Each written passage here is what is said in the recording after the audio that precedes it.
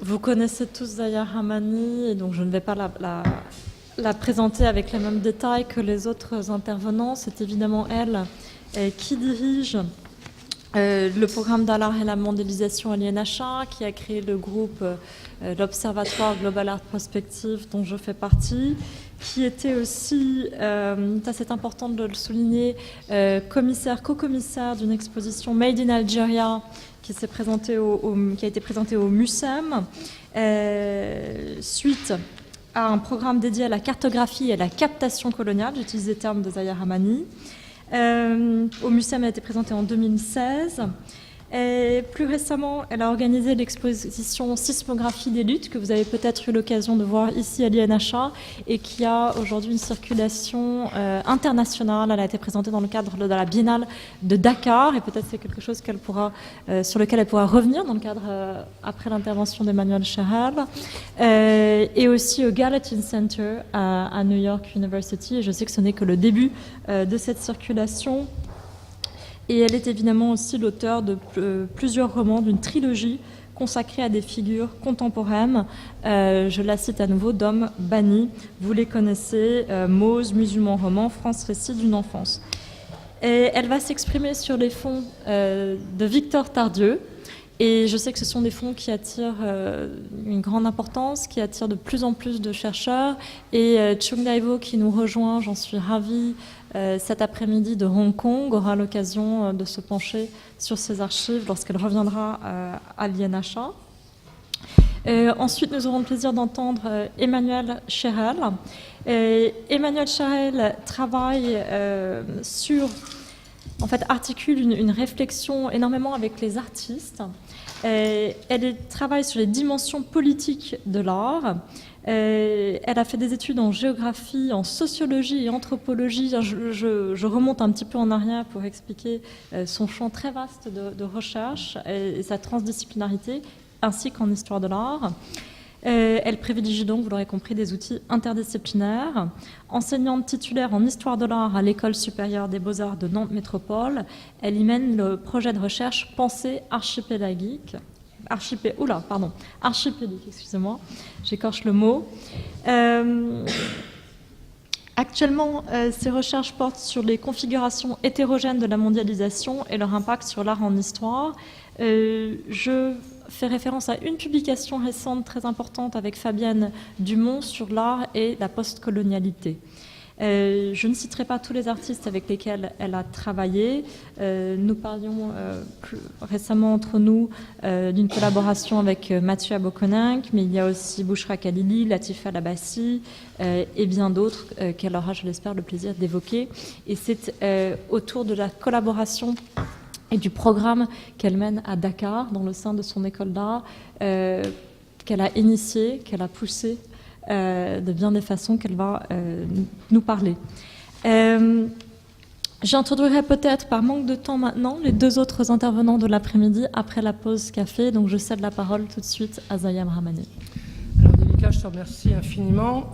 Je voulais aussi dire combien j'étais contente d'avoir Emmanuel à nos côtés, parce que justement, d'une certaine manière, je me souviens que par ses travaux, sa thèse et son HDR, toutes ces questions autour des corpus postcoloniaux sont quand même une des choses, me semble-t-il, qu'elle maîtrisait assez bien du point de vue de leur généalogie, du moins. Alors, tout d'abord, je dois chacun une vérité. J'ai proposé Victor Tardieu, fondateur de l'École des Beaux-Arts d'Hanoï, d'ailleurs il n'est pas le seul, dit École des Beaux-Arts d'Indochine, problématique postcoloniale et histoire de l'art. En fait, je dois à chacun une vérité, je ne suis ni une spécialiste de l'œuvre artistique de Victor Tardieu, peintre d'origine lyonnaise, qui a obtenu le prix d'Indochine en 1920 et qui s'est rendu pour la première fois dans cette colonie française. Et je ne suis pas une spécialiste non plus de l'art vietnamien, et je ne pourrai jamais l'être car j'ignore tout de la langue de ce pays, je ne peux la lire. Alors, j'ai travaillé sur un fonds d'archives qui est en langue française, qui est le fonds d'archives Victor Tardieu. Alors, une des raisons pour lesquelles j'étais attachée en fait à ce que ce fonds soit présent dans cette journée auprès de Devika, c'est que c'est un fonds très important du point de vue aussi de l'histoire de la bibliothèque de l'INHA.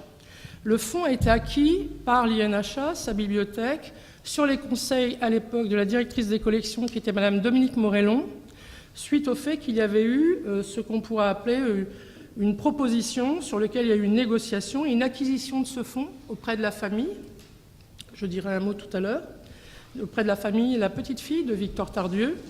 Et à cette occasion, Dominique Morellon avait pris contact avec moi à l'INHA me demandant s'il y avait un intérêt pour l'INHA à acquérir ce fonds, qui est un fonds en fait constitué de 3 blocs, dédiés d'abord à Victor Tardieu, son activité artistique.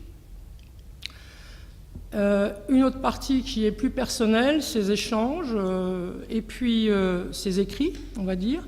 Et puis une partie consacrée à toute la correspondance et ces textes qui ont participé de la constitution de cette école, École des Beaux-Arts d'Hanoï, qui a été donc inaugurée en 1924, et la correspondance qu'il a pu avoir aussi avec ses étudiants durant un certain nombre de temps. Alors, j'ai participé à l'INHA de l'acquisition de ce fonds dédié à un fondateur d'école d'art en territoire colonial. J'ai d'emblée pensé, quand cela m'a été proposé, disons une évaluation qui m'avait été proposée, que cela nous permettrait de documenter l'activité d'une école d'art en territoire colonial, tout en ignorant à l'époque ce que ces documents contenaient. Mais il nous semblait que oui, il y avait là une proposition qui nous était faite et il fallait évidemment acquérir ces fonds. Mais aussi parce qu'il y avait l'INHA, et c'est important, ce programme qui par défaut s'appelait Art et mondialisation et qui avait vocation à être sur des territoires autres que les territoires européens. Donc ça a été aussi ce qui justifiait cette acquisition. C'est ce que dit d'ailleurs dans ce livre ensuite qu'on a soutenu, dans ce livre conduit par Caroline Herbelin et 2 autres collègues, Art du Vietnam, Nouvelle Approche, dans lequel il y a une description de ce fonds et qui justifie aussi les raisons de ce fonds à l'Institut. Voilà. Ce qui m'a aussi étonné au moment où l'acquisition de ce fonds s'est présentée à nous, c'est que Dominique Morellon était assez étonnée de la manière, à ses yeux, inattendue, un peu neuve, disait-elle, dont Victor Tardieu avait agi, disait-elle, de manière singulière, comme représentant du gouvernement colonial. Et on va revenir là-dessus. Ce qui m'a intéressé dans ce fonds, après en avoir pris connaissance et que je souhaite aujourd'hui partager avec vous, c'est que dans un premier temps, ma surprise a été grande quant à la raison et les manières pour lesquelles Tardieu justifie cette école.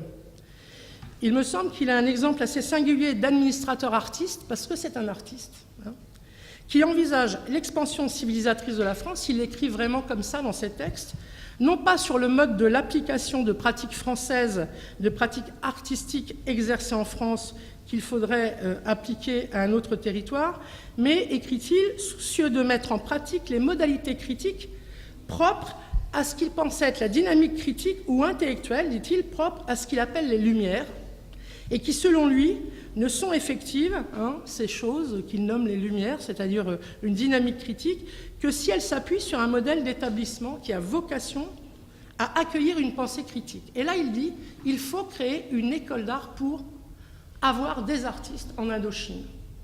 Alors qu'il existe un grand nombre d'établissements où il y a là une pratique dite artistique, mais dévolue à la seule pratique de l'artisanat. Et lui dit, non, non, il faut une autre école, une école supérieure, une école qui sera, en fait, dévolue à accueillir une élite artistique qui émane de ce territoire, de ce pays, et sans remettre en cause, évidemment, dit-il, ce qu'il va appeler la tradition de cette communauté qu'il distingue.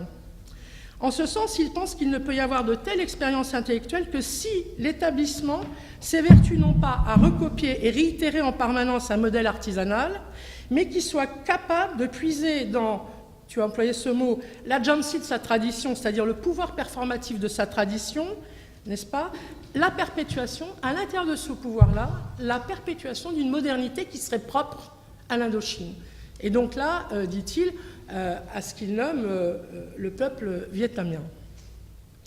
Alors, à ce moment-là, il est en Indochine, et alors je vais très vite resituer un peu pour ceux qui l'ignorent encore, ce qu'est à ce moment-là l'Indochine française.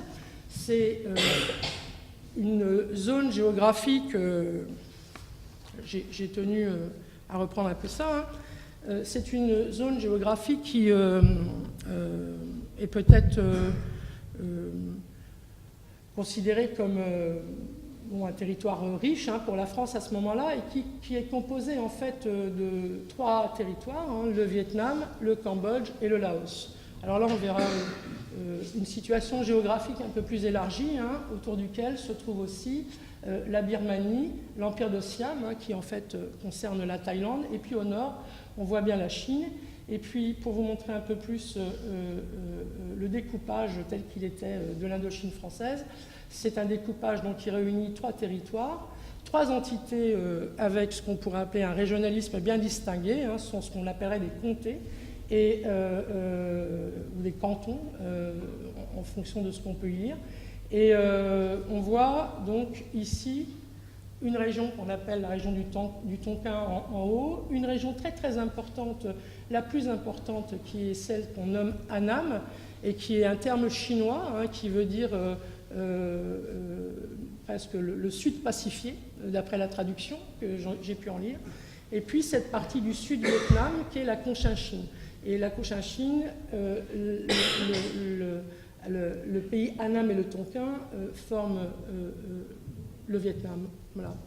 Alors, je n'ai pas non plus vocation à faire là, à l'instant présent, un cours sur ce que serait que ce territoire. Il ne faut pas que je me perde dans mes notes, nécessairement. Mais on peut lire dans les différentes fiches dédiées à l'histoire de ce pays, qui se situe du côté de l'Asie orientale et du sud-est asiatique, qu'il est constitué de 2000 km de côte donnant sur la mer de Chine méridionale. Et le Vietnam occupe une situation stratégique assez incomparable entre la Chine et le monde malais, la Malaisie, sur une des voies maritimes et aériennes les plus fréquentées au monde. Voilà. Alors, le terme de Vietnam est un terme assez récent, puisqu'il est apparu en fait sur les différentes encyclopédies à partir du courant des années 40, mais jusqu'à peu, jusqu'au courant des années 40, on lisait sur les cartes, il était très rare de voir le mot Vietnam, mais le mot toujours Annam, comme je disais tout à l'heure, sud-pacifié, qui est un terme chinois, et qui avait été ensuite repris par les Européens. Alors, Victor Tardieu, il arrive dans cette région en 1920. Je vais passer très vite sur sa présentation. Alors, j'avais mis, pour le plaisir, juste après, une photo de Ho Chi Minh, qui a été une des figures majeures, en fait, de la lutte du peuple vietnamien pour son indépendance. Ho Chi Minh qui, quasiment dans le même temps que Victor Tardieu arrivait en Indochine, lui-même était en Europe. Il est le fils d'un mandarin, d'un lettré, qui a eu l'équivalent de ce qu'on pourrait appeler une thèse de doctorat. Et son père avait refusé d'être mandarin. Alors ceux qui connaissent bien cette histoire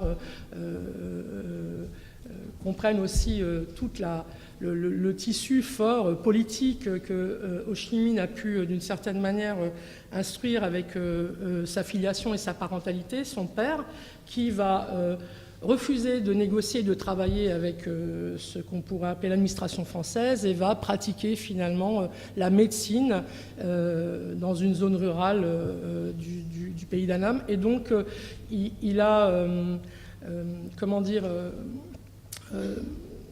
pour moi, c'était très important de comprendre que dans le moment où Tardieu arrive, il y a déjà au Vietnam, depuis très longtemps, alors elle n'est pas là, Julie Ramos, mais bon, quand on regarde ce qu'est l'histoire de ce pays, c'est ce qu'on pourrait appeler un continuum sans fin de guerre et de lutte pour maintenir une sorte d'indépendance et d'autonomie, avec des pressions constantes de la Chine et finalement de la présence française à partir du XIXe siècle. Alors, Hanoï, c'est aussi une ville qui est donc au nord-Vietnam et qui est considérée, en fait, je crois que ça veut dire aussi, c'est un terme qui veut dire ville séparée par les eaux. Et donc, je vous montre un peu au tournant des années 20, début 19e, début 20e, au tournant des années 20, quelques reproductions photographiques de ce qu'est la zone d'Hanoï, de ses habitants. Voilà. De son peuple, en fait, qui a vraiment une économie aussi qui est très, très tournée vers la production donc, et l'exportation en fait pour la France à l'époque, donc du caoutchouc, l'EVA, qui est très important dans cette région, et aussi le riz. Voilà. Alors, là, je vous présente le premier bâtiment qui a servi à l'école des Beaux-Arts d'Indochine. Alors, Victor Tardieu, il a 17 ans quand il est admis à l'École nationale des Beaux-Arts de Lyon, et 2 ans plus tard, il gagne Paris. Il fait l'Académie Julian et il réalise ses premières expositions au tout début du siècle. Il se fait remarquer par la Société des artistes avec un travail, une toile qu'il avait titrée « Travail ». Bon. Ensuite, il est marié assez jeune avec une personne qui vivra à Lyon, avec qui il aura une correspondance. On a les traces de cette correspondance dans ses documents. Et puis, il est aussi le père de l'écrivain Jean Tardieu. Voilà. Il sera impliqué dans la guerre, hein, Victor Tardieu. Il sera un ami de Delaunay aussi, et il va perdre Delaunay à ce moment-là. Et il se porte volontaire, mais continue à peindre. En 1920, il reçoit le prix de l'Indochine. Il fait un voyage de 6 mois en Extrême-Orient. Et puis, l'année suivante, il décide de s'y installer parce qu'il a une commande, une toile qu'il doit présenter, que je vais vous présenter ici, très importante, pour l'amphithéâtre de l'Université d'Indochine. Voilà. Qui est une sorte ça s'intitule La Métropole et c'est censé représenter, en fait, avec un peu plus de 200 personnages, à la fois la partie coloniale française et puis toute une part de la population et de la variété de la population qui se trouve dans cette région du monde. Voilà. Alors, ce qui se passe, c'est qu'il a un succès pictural assez évident et à ce moment-là, on lui propose, alors bon, il faudrait revoir la généalogie, de savoir qui a initié ce projet d'école, mais avec un jeune peintre qui est une personnalité importante, dont je vais vous montrer le portrait ici,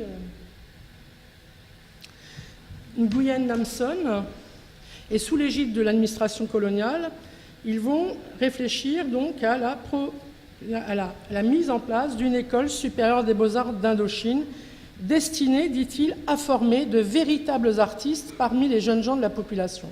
Cette école, il va la diriger jusqu'à sa mort, et on peut dire aujourd'hui, qu'elle a eu ce qu'on pourrait appeler une longue pérennité, puisque dans les 4 ans qui viennent, elle fêtera son siècle d'existence, et elle est encore considérée aujourd'hui comme une très grande école d'art en Asie du Sud-Est. Alors, Tardieu, en fait, une partie de ses œuvres sont présentes maintenant surtout à Lyon, mais il va exercer, en fait, son travail jusqu'à, je dirais, son activité de directeur d'école d'art jusqu'à sa mort au tournant des années 36. Voilà. Alors, pourquoi j'ai souhaité vous parler de cela? C'est parce que, en fait, j'avais été très, très surprise au moment où j'ai voulu prendre connaissance de l'histoire de ce fonds, de la présence dans un corpus photographique qui est difficile d'accès. Alors j'insiste aussi, la vraie difficulté pour moi, c'est que ces archives ne sont pas numérisées. Donc j'en profite aussi pour avoir un peu de pression pour qu'on les numérise à l'INHA, parce que les manipuler, c'est très fragile. Les photos, on ne peut pas les saisir comme ça, il faut trafiquer un certain nombre de choses, elles sont sous plastique. Donc évidemment, les documents ne sont pas de bonne qualité, je m'en excuse, parce que je ne peux pas les sortir des feuillets.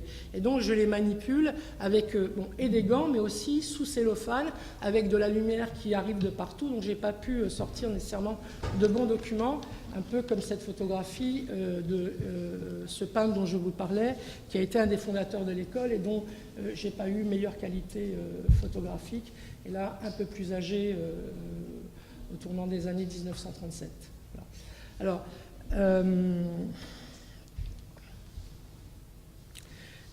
Alors, ce qui est... je vais sauter un peu des passages. Ce qui m'a importé, en fait, parce que moi, j'ai travaillé plus ou moins sur l'école des Beaux-Arts d'Alger. Je m'étais intéressée à la manière dont avait été un peu articulée cette école, à la fois cette institution, mais aussi quelles étaient les personnes qui avaient pu, d'une certaine manière, y exercer une activité artistique.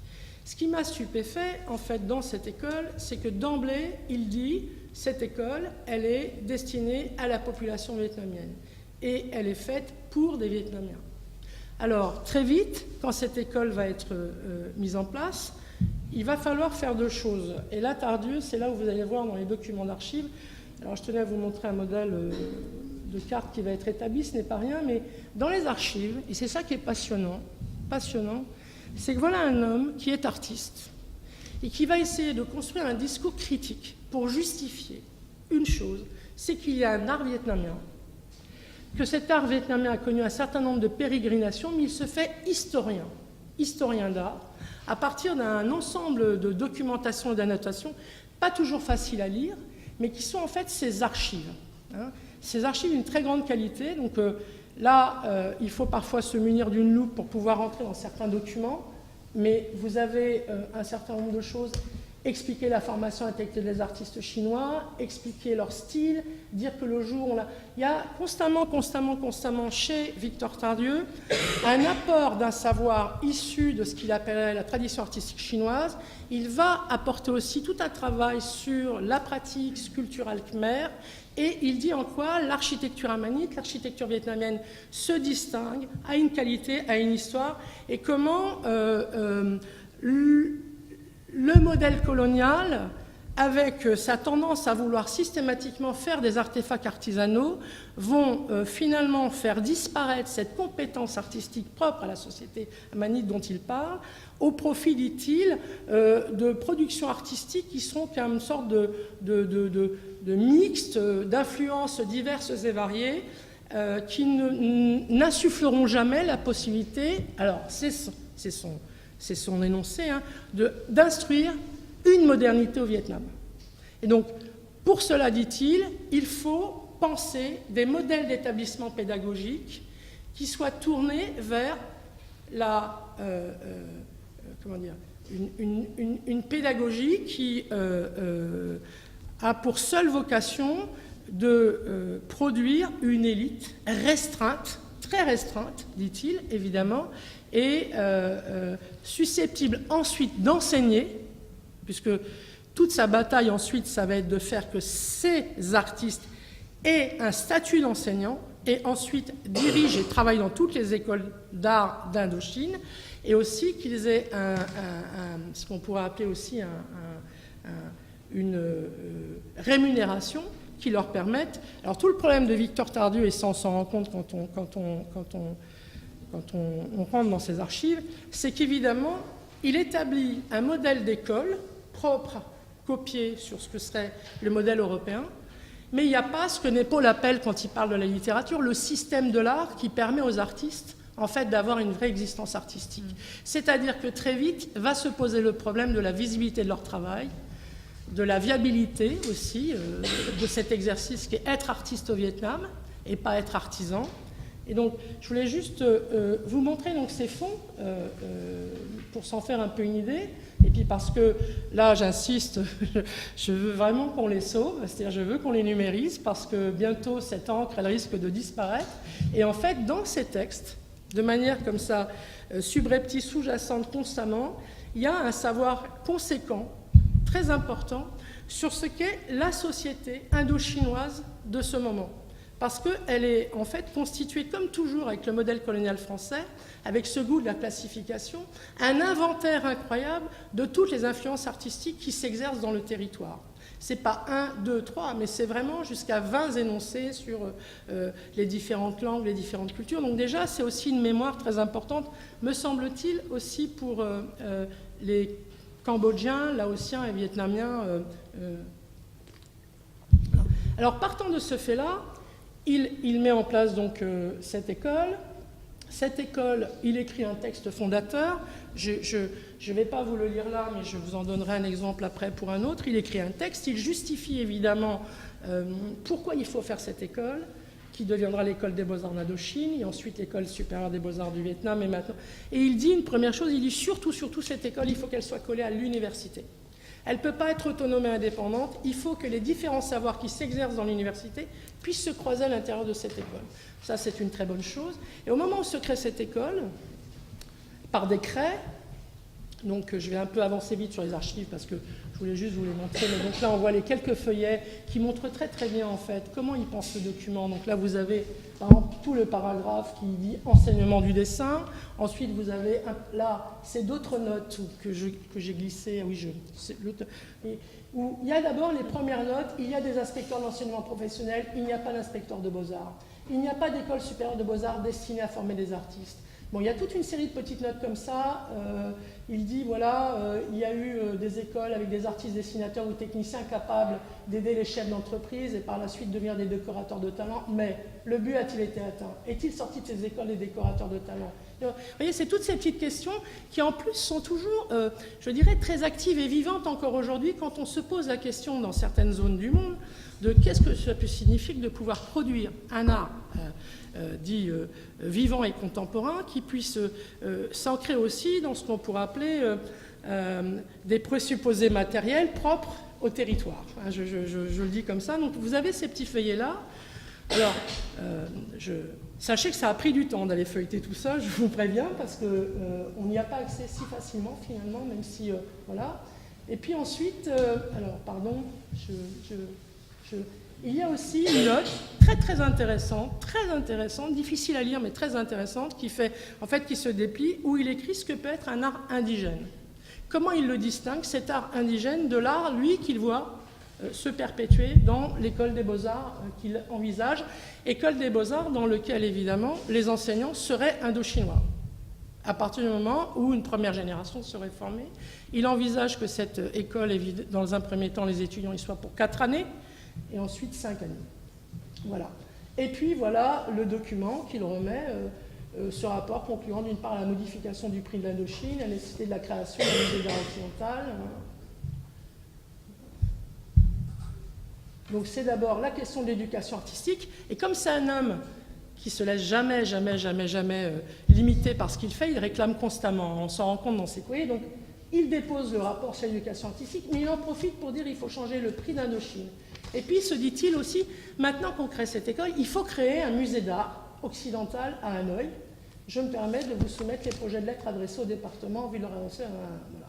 Et puis, voilà le document sur l'enseignement des beaux-arts en Indochine et la création d'une école centrale de dessin à Hanoï.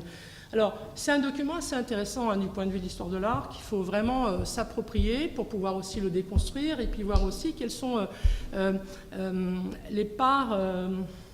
comment on pourrait dire, de paternalisme qu'il peut y avoir à l'intérieur de ce type de texte, et en même temps des parts de vérité qui sont très intéressantes. Bon. Alors, voilà. Évidemment, toute la construction, c'est un peu comme les Anglais en Inde contre les musulmans. Là, l'intérêt, c'est comment on peut repousser l'influence chinoise. Hein, tout l'intérêt, c'est soutenir un art vietnamien, une société vietnamienne contre la pression chinoise. Donc il remonte très loin. Je passe sur ces documents. Je suis désolée de vous les montrer, mais ça vous donne un peu... voilà. Pardon. Là, on retrouve un peu d'autres documents. Et puis, évidemment, la création de cette école, elle ne va pas se faire comme ça. Elle va susciter une réaction très violente des directeurs des écoles d'art artisanales, on va dire pour les nommer comme ça, dont vous avez une trace dans un document qui arrive tout de suite après. Je suis désolée, là nous sommes... Alors je vous les montre parce que cet homme est un artiste à l'origine, et il va vraiment s'atteler à défendre un projet qu'il va en fait aussi gouverner, mais il va essayer de le tenir par tous les bouts. Et une des choses qu'il va réussir à faire très vite, c'est qu'il va créer une section architecture à l'intérieur de l'école. Et très vite, les architectes vont sortir et on va être très efficace dans la production d'une architecture qui ne soit pas un papier-collé de l'idée qu'on se fait d'une... Il y aura vraiment une architecture moderniste faite par des étudiants qui sortent de cette école. Et leur ambition, c'est vraiment de dire, on s'approprie les modèles, enfin, ce qu'on pourrait appeler des schémas ou des fonctionnalités propres à la modernité architecturale, mais en intégrant ces modalités au climat à la topographie du territoire. Et il y a quelques documents photographiques dans les archives qui sont d'une très très grande qualité, d'architectes qui sont sortis de cette école et qui ont défait d'une certaine manière ce qu'on a appelé l'architecture coloniale indo-chinoise. Voilà. Et voilà, donc ça c'est le document qui est signé par le gouverneur Merlin et qui dit c'est bon, l'école, elle existe, elle est décrétée. Et très vite, une fois que ce document va être signé, évidemment, donc héritier des splendeurs architecturales des Khmers, le Cambodge a passé, voilà. Donc ce gouverneur soutient profondément, voilà. Et puis arrive une polémique. Bon, alors là, dans les archives, vous trouvez aussi toute une série de petits détails sur qui va pouvoir enseigner, de quelle origine seront les enseignants, à l'intérieur des gens qui viennent du Tonkin, du Cambodge, de la Cochinchine. Ensuite, vous avez le budget, le personnel, la construction du bâtiment, de l'exposition de 1902 qui est à Port-Prince. Ce pavillon était élevé dans l'enceinte même de l'école. D'autre part, le prix de l'Indochine avait dû... donc il va... Et puis vous voyez aussi... les élèves, ceux qui viennent d'Hanoï, de Saigon, de Hue, de Phnom Penh. Donc voilà. Et puis un petit budget, gardien, moniteur, secrétaire, chargé de cours personnels, tout ça. Voilà. Tout ça est très présent, calculé. Voilà. C'est envoyé aussi. Et puis il rajoute à ça le budget que coûterait le prix de l'Indochine, parce qu'il considère qu'en fait ce prix, il ne donne pas des moyens aux artistes européens de vraiment se saisir de ce pays en y logeant très peu de temps, mais là, dit-il, il faut que ces gens viennent dans ce pays, et non pas pour qu'ils viennent appliquer à ces étudiants qui sont dans nos écoles des pratiques qui seraient des pratiques strictement européennes, mais qu'ils viennent découvrir la richesse, la qualité artistique de ces zones géographiques. Et puis vous avez un ministère des Beaux-Arts qui donne une carte, donc dispense de droit d'entrée dans tous les musées, collections et monuments appartenant à l'État, donc aux étudiants de cette école, ce qui est assez rare en fait pour la période. Et donc ces étudiants vont avoir aussi des bourses de mobilité, et donc vont faire un certain nombre de voyages. On retrouve ça dans les archives en Europe, en Italie et dans d'autres, mais aussi au Japon plus tard pour certains. Et puis va arriver l'enseignement des arts la question du recrutement. Parce qu'il était dit que le recrutement des enseignants se ferait parmi. Et donc le parmi, c'était pour éviter une catastrophe ou une crise qui ferait qu'ils disent carrément il faut que dans les écoles d'art enseignent les Vietnamiens formés dans l'école supérieure. Et donc le parmi, il insiste auprès du gouverneur en disant non, mais il faut vraiment leur affecter des postes. Et donc il y a tout un courrier où il dit où peuvent être nommés ces enseignants. Voilà. Et puis arrive le directeur de l'école des beaux-arts du Cambodge, M. Silis, qui lui dit c'est pas possible, c'est une catastrophe. On ne peut pas créer une école supérieure de cette manière. D'abord, alors les arguments sont jamais les Cambodgiens ne supporteraient d'avoir un enseignement qui émanerait des Amanites, donc des Vietnamiens. Ensuite, la question du modèle et du nu, qui arrive tout de suite en disant il n'est pas possible qu'au Cambodge il y ait une pratique du nu. Et là, Victor Tardieu, il reprend tous ces arguments et ça c'est ce que tu avais entre les mains tout à l'heure, plus que son document sur la construction de l'école des Beaux-Arts et sa raison d'être, il faut lire la réponse de Tardieu, qui est en fait une justification de ce que peut être à la fois cet art du Vietnam, les pratiques que peuvent avoir ces artistes. Et d'ailleurs, il va s'appuyer sur une chose concernant le nu et l'anatomie. Il dit, mais attendez, je ne comprends pas. Tous ces étudiants indo-chinois qui sont en fac de médecine, et donc, alors là, on a des exemples, je vais vous montrer quelques photos. Ça, ce sont là. Donc là, on voit par exemple la fac de médecine à Hanoï, dans lequel en fait l'école des Beaux-Arts est juste à côté, et il argumente en disant, vous voyez, ils n'ont pas peur du nu puisqu'ils ont constamment des pratiques d'anatomie dans leur propre école. Voilà. Donc, alors, je passe très vite. Donc, vous avez tout cet argumentaire, je pense là, ma chère chargée des éditions, je pense que ça serait très intéressant de regarder ce que sont ces corpus d'un point de vue critique. Parce qu'il faut les accompagner, mais je pense qu'il faut quand même donner aux chercheurs et au public la possibilité de consulter plus aisément ces documents, me semble-t-il. Voilà. Là, vous avez quand même un document très bien écrit, très argumenté sur la raison pour laquelle, justement, il est plus possible de penser avec, dit-il, ce qu'il appelle une règle du passé concernant les personnes qui seraient présentes dans cette école. Alors, ça ne veut pas du tout dire que c'est dénué de paternalisme, hein. Vous avez des très très belles photos où ils sont toujours endimanchés, ils ont des repas, et puis là, c'est une élite qui est dans cette école, hein. Ça c'est clairement dit, c'est l'élite d'Hanoï, c'est pas une population qui appartient à ce qu'on pourrait appeler une classe moyenne, hein. Ils sont assez lettrés, dans la correspondance, les lettres sont très très bien écrites, il y a une maîtrise parfaite des codes et autres, mais étonnamment, alors bon là, je passe très vite, pardon.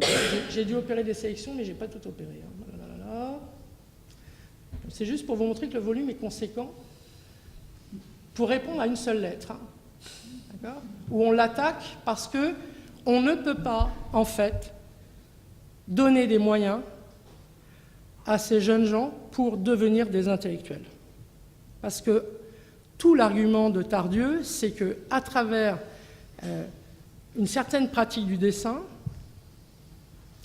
et en plus en ayant amené avec l'architecture ce qu'il appelle lui tout le corpus moderniste européen, là il commence à y avoir une vraie difficulté à accepter qu'il existerait au sein de cette société un établissement scolaire qui a vocation à, et il écrit clairement Tardieu d'un point de vue de l'économie même, à être totalement autonome.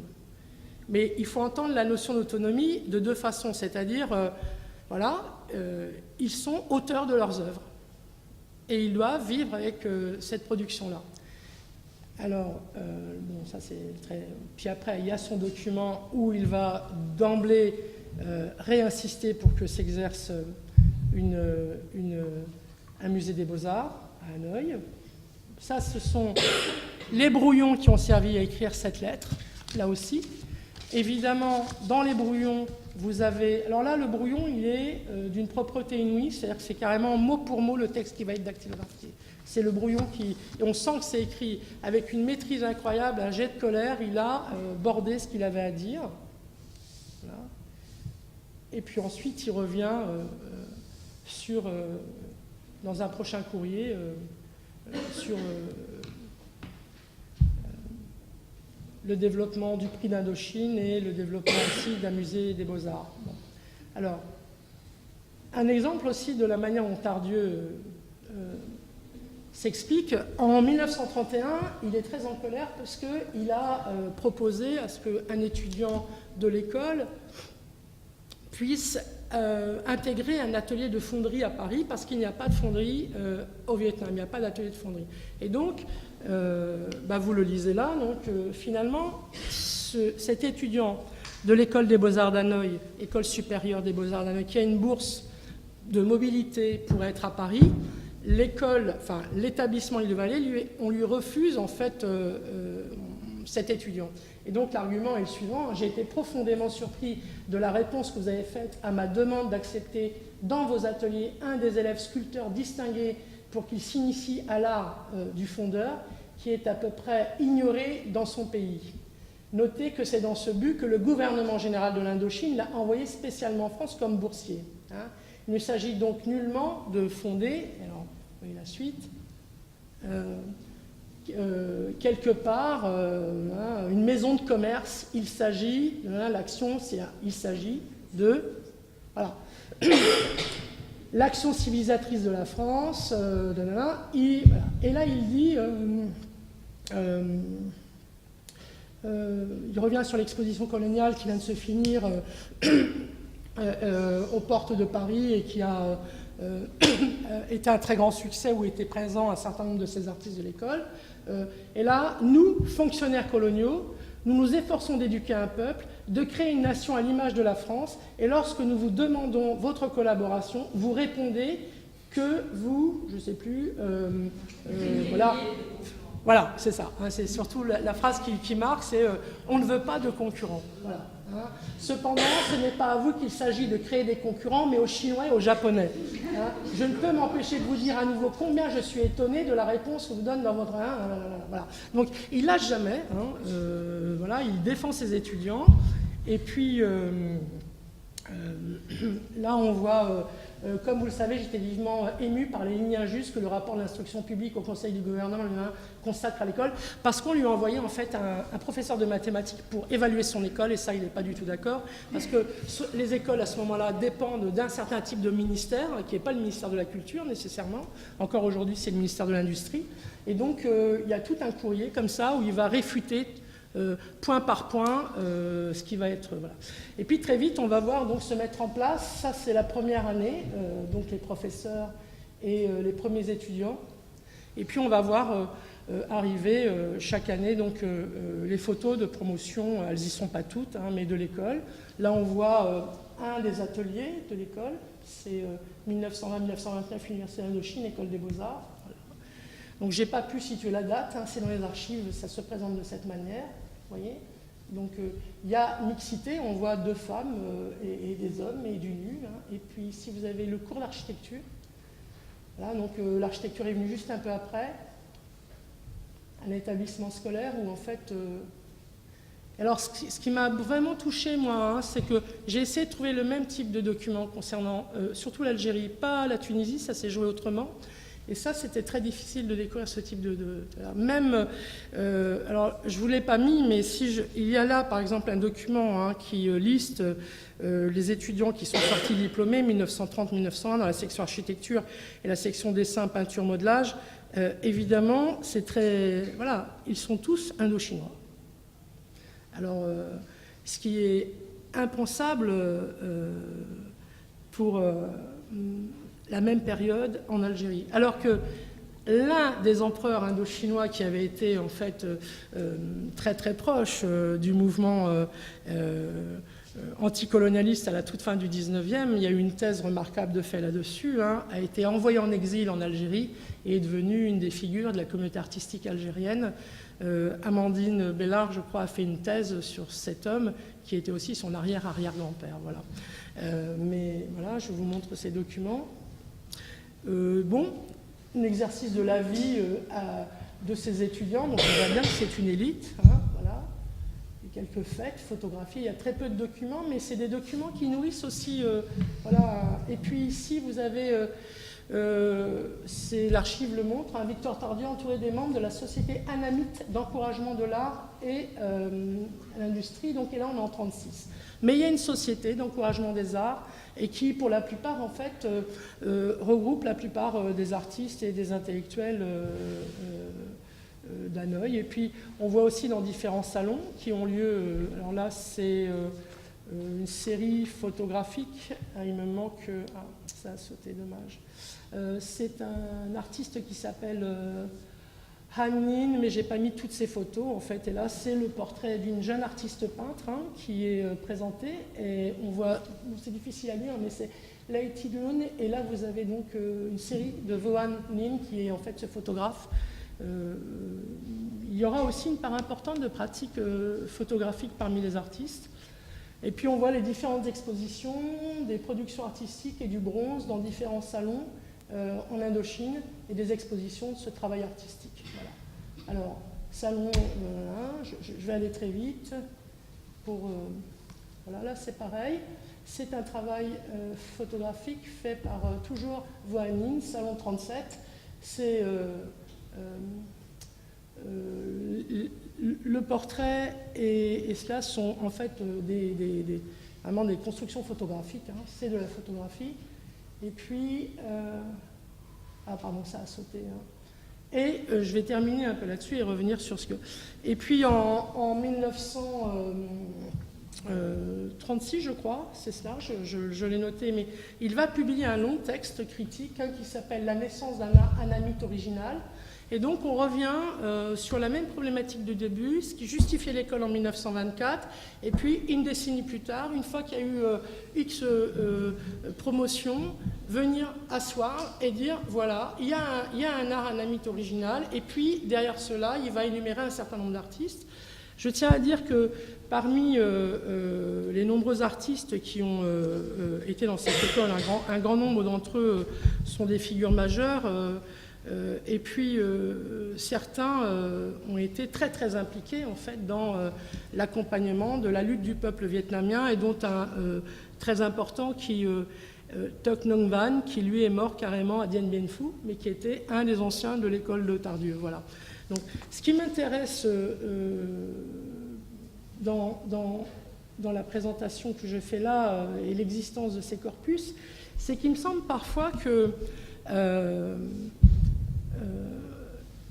tous les débats que nous avons actuellement autour de la théorie d'Homi Bhabha sur mimésis et hybridité nécessiteraient qu'on regarde de très très près les documents sur lesquels on peut essayer d'appliquer ces théories. Parce qu'il me semble que la question de l'hybridité, par exemple, c'est un enjeu majeur à ce moment-là de la création artistique.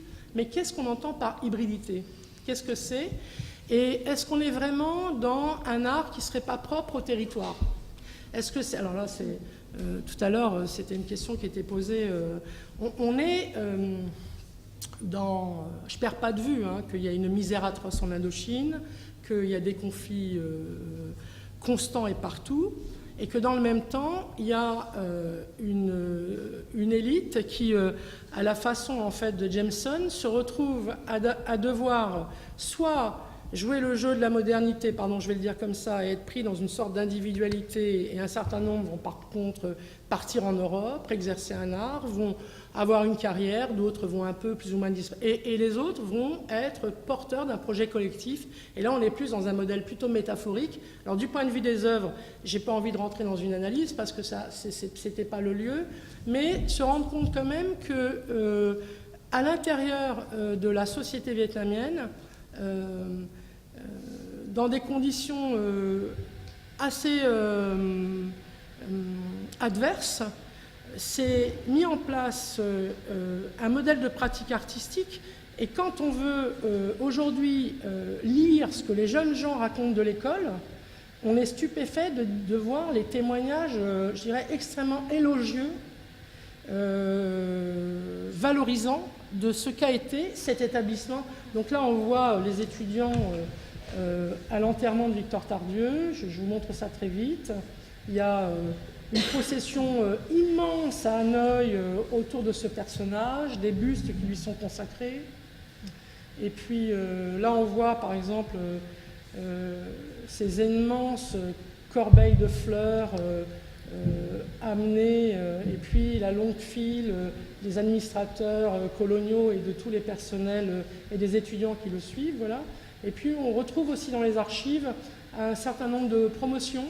Là, c'est le voyage des étudiants dans un pays donné, photographie du groupe. Donc voilà, là, c'est une série de photos d'une promotion. Donc c'est assez enrichissant de retrouver ce type de choses, parce qu'Elvan ce matin disait que ça serait génial de pouvoir revoir un peu ces documents d'école. Et on voit très très bien aussi quel type de métissage est opéré à l'intérieur de ces établissements. Voilà. Et puis une série de photos de ce qui est devenu l'école aujourd'hui. Voilà, et une sorte de vie active, d'exercice, d'étudiants en école d'art, avec voilà, des pratiques en extérieur, des pratiques un peu plus classiques, mais aussi à l'intérieur. Le design y est très présent aujourd'hui, donc c'est aussi une école qui a une très forte réputation. Et évidemment, le musée des Beaux-Arts qui existe aujourd'hui et qui est l'ancien lycée de jeunes filles et qui est devenu le musée des Beaux-Arts d'Indochine auquel tenait Tardieu. Alors, loin de vouloir défendre cela, je préfère dire que c'est important que ce type d'archives ne soit surtout pas recouverte, parce que ça vient nous permettre en fait de complexifier la question coloniale et de complexifier un peu plus aussi la question de ce qui nous permet à un moment ou à un autre de distinguer ce qu'est un objet artistique, de ce que serait un objet artisanal, de ce que serait une copie. J'avais le souvenir, pour un peu conclure, Jean-Hubert Martin, oui c'est cela, à la question qui lui avait été posée de pourquoi il n'y avait pas d'artiste, on va le dire comme ça, arabe dans Magicien de la Terre, en 89, il avait répondu, les artistes arabes, alors il y avait un artiste irakien, un calligraphe, mais là, alors, je ne suis pas du tout en train de soutenir cette expo quand je dis ça, hein. Il dit, les artistes arabes sont trop proches de la modernité européenne et ce n'est pas ce que nous recherchons. Alors plus tard, ils ont dit dans des débats... Non mais bon, Okwin Vezor a fait Short Century un an après, on a compris tout ce qui avait été loupé, hein. Mais on voit très très bien que justement cette question de la modernité, il faut savoir la reprendre aussi dans ces zones géographiques où elle a me semble-t-il, comment dire, éprouvé une expérience qui doit être soumise à la critique. C'est ça que je veux dire. Et on a des corpus critiques aujourd'hui assez je dirais, posés, bornés, pour vérifier leur efficacité. Voilà. Et la notion d'hybridité, je ne sais pas, ou la notion de métissage, c'est des termes qui sont un peu... Enfin, hybridité, en tout cas, a été largement théorisée. Hein, ces termes ont été... et je ne sais pas si c'est le mot qui convient, mais c'est... qu'est-ce qui s'offre à un individu, hein, c'est un peu... la phrase aussi d'Edward Said, hein, que reprend même, je crois, Homi Bhabha, hein, dans The Location of the Culture, c'est-à-dire qu'est-ce que pourrait être une culture autre. Voilà, hein, voilà. Je conclus, j'ai terminé. Merci beaucoup, Zaya. Je pense que tu as lancé de nombreuses pistes sur lesquelles on retournera, je l'espère, pendant la discussion, sur la notion d'hybridité en dernier, mais aussi d'autres pendant avant dans ta